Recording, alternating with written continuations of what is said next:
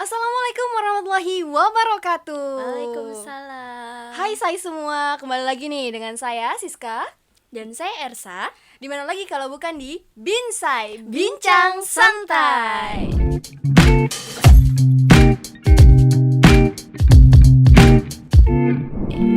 Ngomong-ngomong, tadi Siska menyapa para pendengar kita yang ada di luar ini dengan sebutan SAI. Emang SAI itu apa sih, Sis? Jadi, SAI itu adalah kependekan dari Sahabat Bincang Santai, Ersa. Oh, gitu. Jadi kita singkat aja nih, jadi SAI. Supaya bisa lebih akrab gitu ya Bener mungkin, banget. Sis. Tapi agak slay ya. Gak apa-apa deh. Oke, kita sapa dulu ya. Halo Hai semua semua. yang ada di rumah. Ya, jadi Ersa, ini adalah podcast perdana kita nih. Mm-mm. Nah, di podcast perdana kita ini, kita akan membahas tentang budaya berbisnis. Oh, budaya berbisnis. Kenapa kita sebut Menarik budaya banget. berbisnis nih? Kenapa tuh? Karena pada kali ini kita akan menjelajahi kisah-kisah inspiratif mahasiswa yang berani membangun bisnis-bisnisnya, Ersa. Bener banget. Kita selaku mahasiswa ini tidak hanya dituntut untuk menuntut ilmu dan menyebarkan ilmu kepada masyarakat, Bener tapi banget. juga harus bisa membangun bisnis yang nantinya bakal berguna di kemudian hari gitu ya. Kita juga akan menjelajahi dunia bisnis yang menggabungkan kearifan budaya sebagai landasan utamanya nih, Sis. Jadi kita akan memperkenalkan kepada sai-sai semua yang ada di rumah pada kisah inspiratif dari mahasiswa yang telah berhasil menjalankan bisnis mereka dengan memanfaatkan kekayaan budaya lokal yang ada di Provinsi Jambi nih khususnya. benar. Gitu. Nah, bicara tentang budaya nih, perlu kita ketahui bahwa budaya itu kan merupakan warisan yang sangat berharga ya Iya, untuk benar para banget. masyarakat. Di setiap tradisi, nilai dan seni rupa itu terdapat potensi nih yang tidak ternilai tentunya dan menciptakan peluang bisnis tentunya yang unik dan bermakna. Nah, pada episode kali ini kita akan menjelajahi nih bagaimana para pengusaha telah mengintegrasikan kearifan budaya dalam segala aspek bisnis mereka. Oh gitu, ya bener banget ya Sis ya. Dalam dunia yang semakin terhubung, bisnis berbasis budaya telah menjadi sorotan yang utama untuk saat ini. Benar. Pengusaha-pengusaha visioner, khususnya dari kalangan mahasiswa nih, telah memanfaatkan kearifan budaya sebagai sumber inspirasi untuk menciptakan produk dan layanan yang berbeda daripada yang lainnya. Nah, mereka juga menghargai akar budaya mereka dan melihatnya sebagai modal yang berharga untuk memasuki pasar yang kompetitif nih, seperti yang kita rasakan pada saat ini. Semakin gak sabar nih Ersa Iya, ya. benar, Kita benar, akan benar. membagikan kisah-kisah inspiratif nih kepada penonton semua. Bersama-sama kita akan mengeksplorasi bisnis, potensi bisnis yang terkandung dalam kearifan budaya dan menemukan cara-cara baru untuk merangkul juga mempromosikan keunikan budaya lokal kita. Mari kita mulai perjalanan inspiratif ini Ersa dengan narasumber kece kita. Siapa Ersa? Iya, ada Syabina. Syabina di sini. Halo Halo. Syabina. Selamat pagi. Pagi. Gimana kabarnya hari ini? Alhamdulillah baik ya pada pagi yang indah dan cerah ini. Iya, benar banget. Nah, bintang tamu kita yang cantik, kece dan memiliki jiwa bisnis ini merupakan tamu jauh nih, Sis. Dari Sebelum mana kayaknya sebelum kita berbincang, kita perlu kenalan dulu nih, biar nanti berbincangnya lebih akrab gitu Ya, ya, Syabina benar. ya. Seperti kata pepatah nih, Sis. Tak kenal maka Tak tak. cinta. Jangan cinta-cintaan dulu dong, Sis. salah ya? Tak kenal maka ta'aruf dulu. Iya, benar. Aruf dulu ya Bun ya. Masya Allah ya. Masya Allah ya. Oke, bintang tamu kita ini adalah Syabina Maharani Zelovena, mahasiswa angkatan 2020 dari program studi akuntansi Fakultas Ekonomi dan Bisnis Universitas Jambi. Wow, jauh Jauh Lintas ya. fakultas. Lintas Fakultas. Nah, Terima kasih loh Sabina. Terima udah kasih datang, kembali. menyempatkan waktunya ya. Tapi sebelum kita masuki pertanyaan-pertanyaan yang menarik, benar banget. berbau bisnis. Iya. Ini ada pertanyaan di luar konteks mungkin ya. Penasaran nih, namanya kan Syabina Maharani Zelovena. Nah, Zelovena itu artinya apa sih? Penasaran banget loh, soalnya benar. namanya bagus ya. Iya, bagus banget karena Zelovena tuh unik gitu Iya, kayaknya benar. namanya. Jarang didengar. Iya, benar. Oke. Zelovena, aduh bagus banget nih pertanyaannya karena tiba-tiba nanyain tentang nama. Nah, Zelovena itu sendiri itu adalah gabungan dari nama kedua orang tua aku, yang mana itu adalah zaman-zaman bucinnya mereka. Fun fact Iya, banget ya nih. fun fact banget ini. Jadi Zelovena itu di tengahnya ada kata love, di mana depannya ada Z, belakangnya ada na, yang artinya Zedi Lovelina. Ternyata Bucin fun juga fact ya. banget ini. Ini merupakan produk bucin dari kedua Produk orang tuanya. bucin dari kedua orang tua. Pantes ya, jadi cantik gitu. Masya Allah. Itu jadi ada dari nama kedua orang tua yang mana sering orang kira itu adalah nama dari luar negeri, padahal itu adalah nama dari kedua orang tua. Kreatif banget ya orang tuanya ya. Iya. Oke, satu lagi dong. Apa tuh? Boleh nggak aku nanya? Apa tuh? Skincare-nya.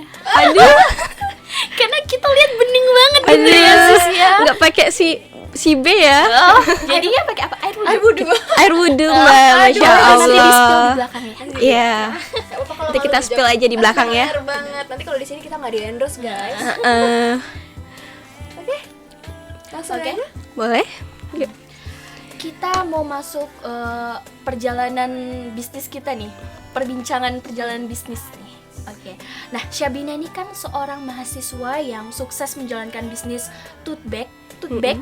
Apa itu tote bag, sis? Itu kalau bahasa Indonesianya mungkin tas ya. Oh, Iya. tas ya. Tas. Tas jinjing gitu ya. Iya.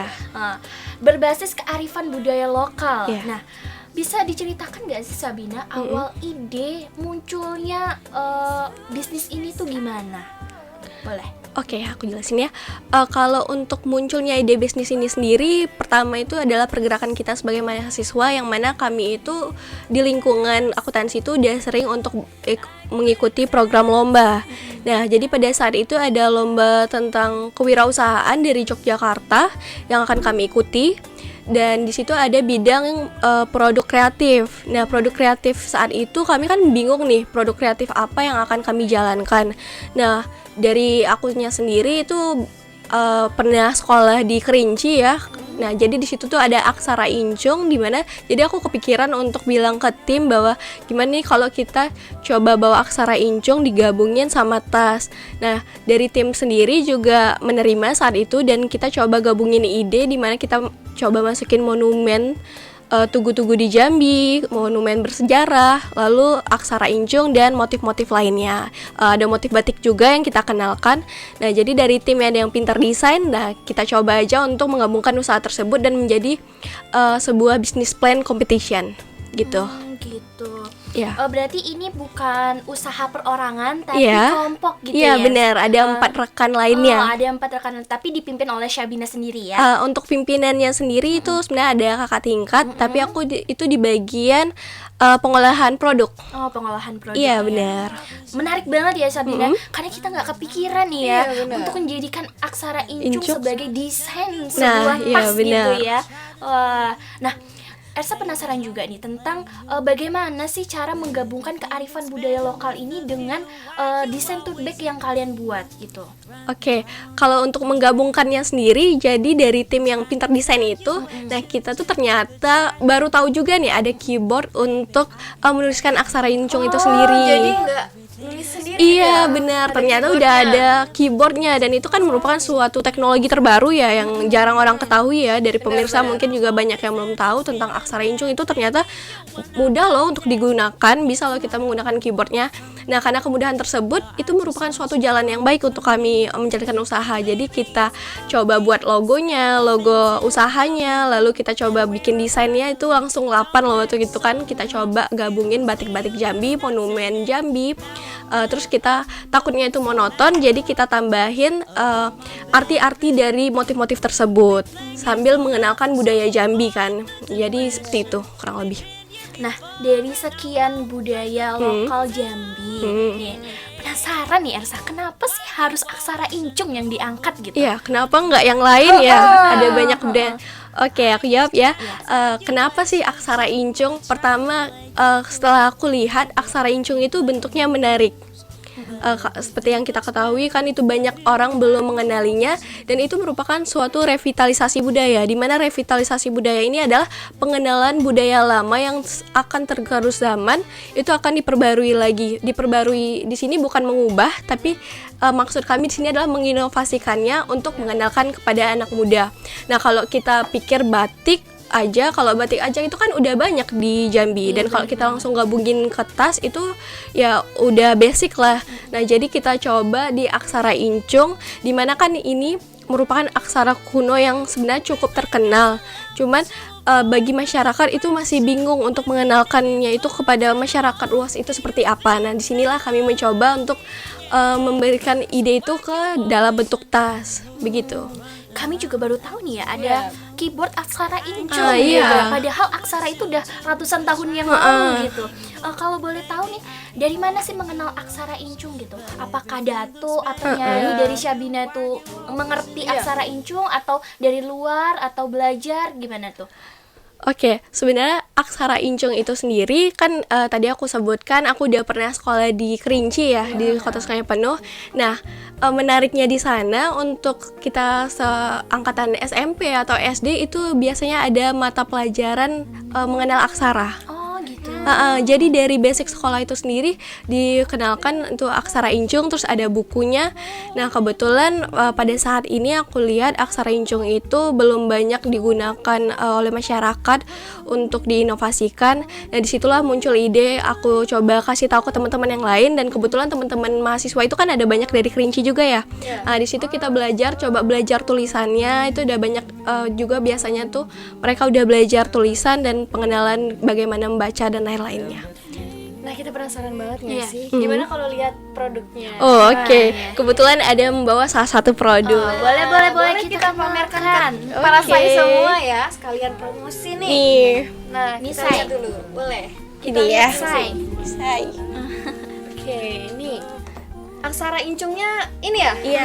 Bisa saya semua bisa lihat. Mungkin bisa Uh-uh. diklik. Nah, gitu. Nah, Nah, ini dia. itu ada aksara incungnya. Nah, ini artinya sendiri Apa tuh ya? nih? Nah, ternyata itu adalah tulisan Geopark Merangin itu sendiri. Merangin. Iya. Oh, di gambarnya ya? Iya, benar. Bercerita tentang geopark ya. Heeh. Oh, gitu.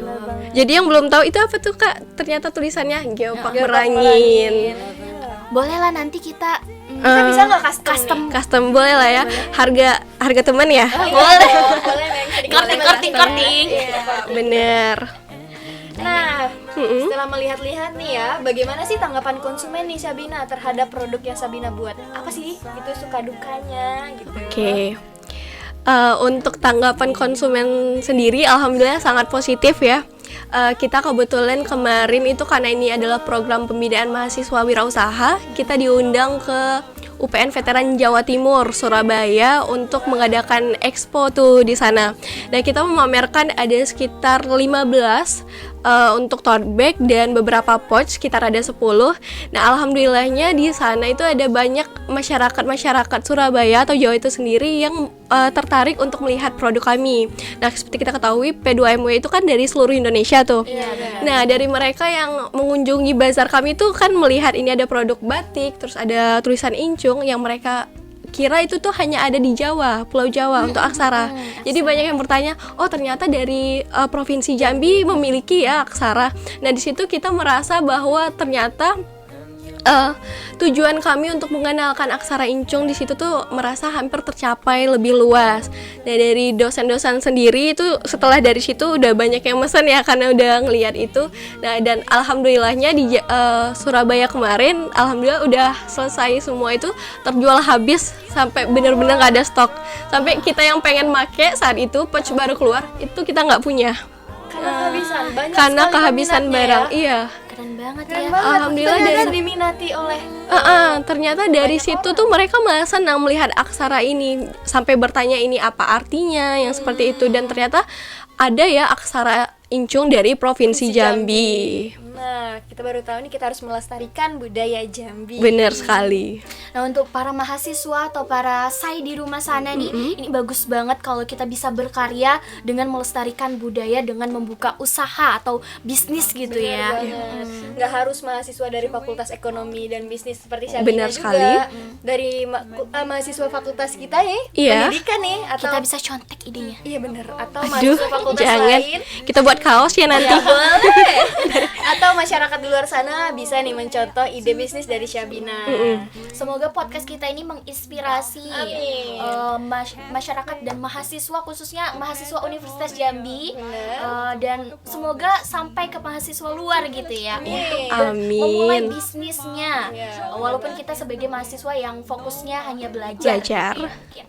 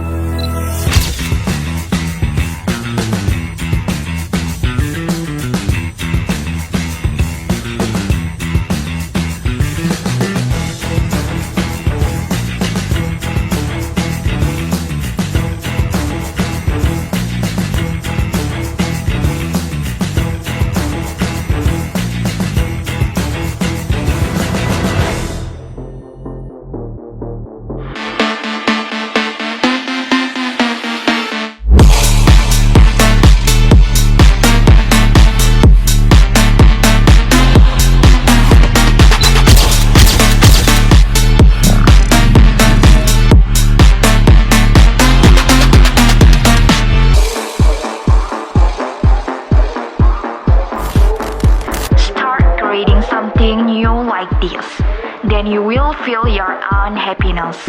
So, after seeing this, are you interested?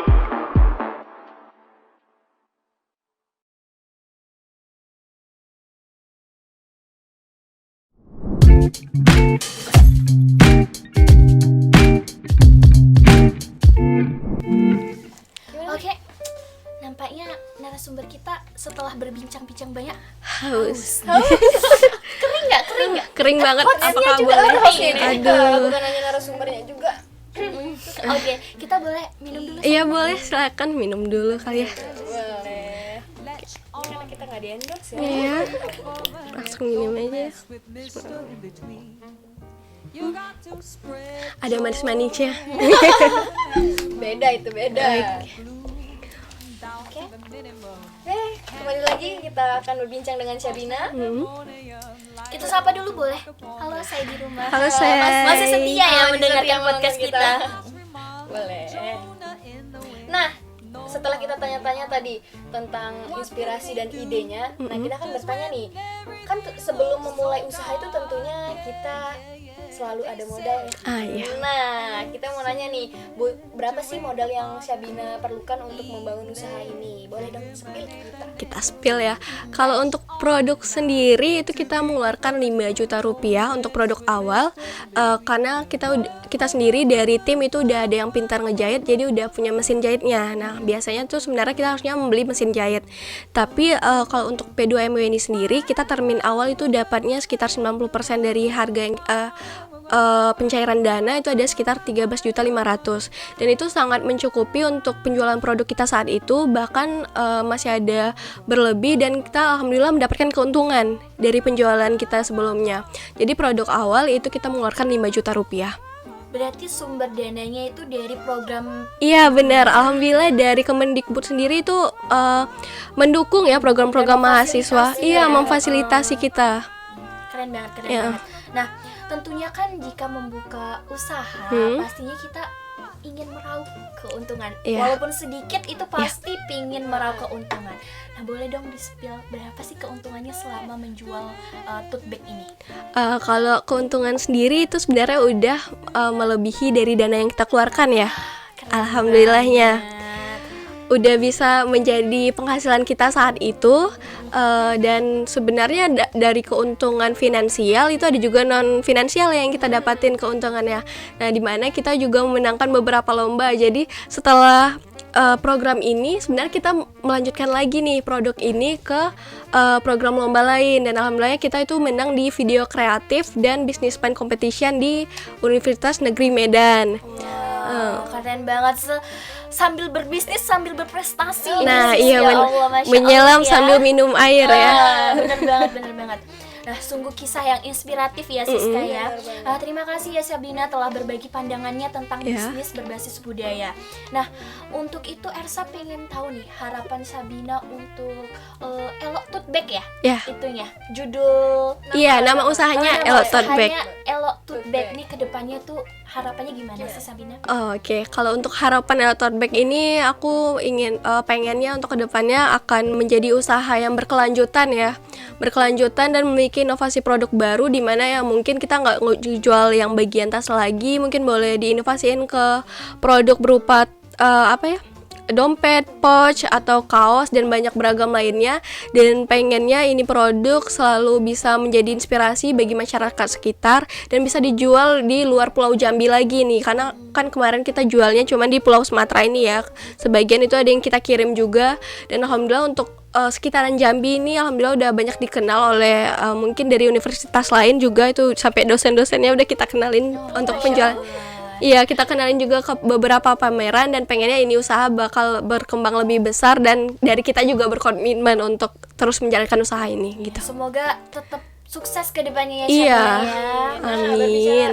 Kita udah bicara tentang harapan nih. Iya. Kemudian apa sih pesan Sabina untuk para sai di sana yang lagi Sai. nonton, yang paling didengerin juga Oke. untuk menjalankan bisnis dengan memanfaatkan kearifan budaya?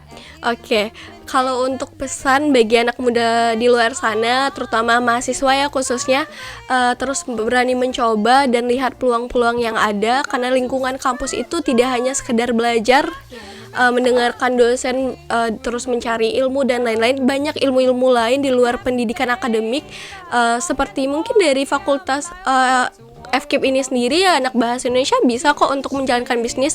Ada banyak program-program dari Kemendikbud itu seperti MBKM dan lain-lain yang bisa kita cari sebagai wadah untuk kita berkembang.